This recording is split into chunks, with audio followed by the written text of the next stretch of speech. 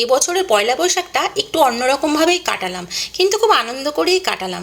কেন অন্যরকম করে কাটালাম নিশ্চয়ই বলছি। তার আগে বলি, আমার একটি নতুন মিনি ব্লগে তোমাদের সবাইকে স্বাগত। কে কোথা থেকে দেখছো বলো, আশা করছি নিশ্চয়ই ভালো আছো, আমিও ভালো আছি। আর সবাইকে জানাই শুভ নববর্ষ। দেখতেই পাচ্ছ আমি রান্নাঘরে রান্না করছি।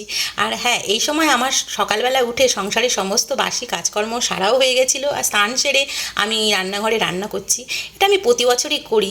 পয়লা বৈশাখে আগে সংসারে সমস্ত বাসি কাজকর্ম সেরে, স্নান সেরে, পুজো সেরে তারপরে আমি রান্না করতে যাই। আর সেরকমই আমি আজকেও তাই করেছি। কিন্তু দেখো, আমি কেন বললাম এবছরের আমাদের পয়লা বৈশাখটা একটু অন্যরকম, তার কারণ হচ্ছে আমরা বাঙালি। আর আমাদের মানে পয়লা বৈশাখ মানেই হচ্ছে ভালো মন্দ খাওয়া দাওয়ার বাঙালিদের, তাই না? বাঙালিদের কোনো অনুষ্ঠান মানেই খাওয়া দাওয়া। আর যেহেতু এবছর পয়লা বৈশাখটা মঙ্গলবার পড়েছে, আর তোমরা জানো আমি নিরামিষ করি শনি মঙ্গলবার, সেই কারণে আমি কিন্তু মানে পয়লা বৈশাখের দিন বাড়িতে কোনো রকম আমিষ রান্না করিনি, নিরামিষ রান্না করেছি। আর প্রতি বছর কিন্তু আমি পয়লা বৈশাখের দিন কোনো বছরই এরকম হয় না যে আমি বাড়িতে নিরামিষ করেছি। সে কারণেই বললাম যে এবছরের পয়লা বৈশাখটা একটু অন্যরকম আমাদের কাছে, নিরামিষ রান্নাবান্না দিয়ে। আর দেখতেই পেলে আমি কি কি রান্না করলাম। আমি আজকে রান্না করেছিলাম, দেখো, শাহি পনির করেছিলাম, ভেজ ডাল করেছিলাম, পটল ভাজা, উচ্ছে ভাজা, আর আলু ভাজা, স্যালাড ছিল, আর আমের টক ছিল। আর আমি আজকে রান্নাগুলো যেগুলো করেছিলাম এগুলো সবই কিন্তু আমার ছেলের মানে পছন্দর মতন। ও নিরামিষ খেতে অতটা ভালো না বাসলেও এই খাবারগুলো ও খেতে ভালোবাসে, সেই কারণেই আমি ওকে খুশি করার জন্য এগুলো করেছিলাম। আর দুজনে মিলে দেখলেই খেয়ে নিলাম তাড়াতাড়ি, আর খেয়ে তাড়াতাড়ি সব কাজ সেরে নিলাম, কেননা বিকেলবেলা আবার একটু বেরোতে হবে। দেখো রেডিও হয়ে গেছে, কেননা আজ হচ্ছে পয়লা বৈশাখ।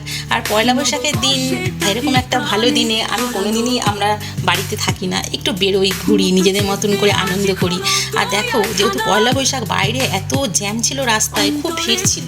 তারপরে একটা জায়গায় গিয়ে গাড়িতে তেল ভরা হলো, সেখান থেকে আমার বর একটা জায়গায় গেল, সেখানে একটু দেখলাম মেলা হচ্ছে। আমি ঠিক চিনি না কোথায়, মেলাতে যা যা বসে সেরকমই সব বসেছিল। আর সেখান থেকে আমাকে একটা পাঁপড় কিনে দিয়েছিল, মানে পাঁপড়ের প্যাকেট, অনেক রকমের মানে পাঁপড় ছিল। সেখান থেকে একটা পাঁপড় ছেলের পছন্দ হলো, সেটা নিয়ে আবার আমরা চলে গেলাম।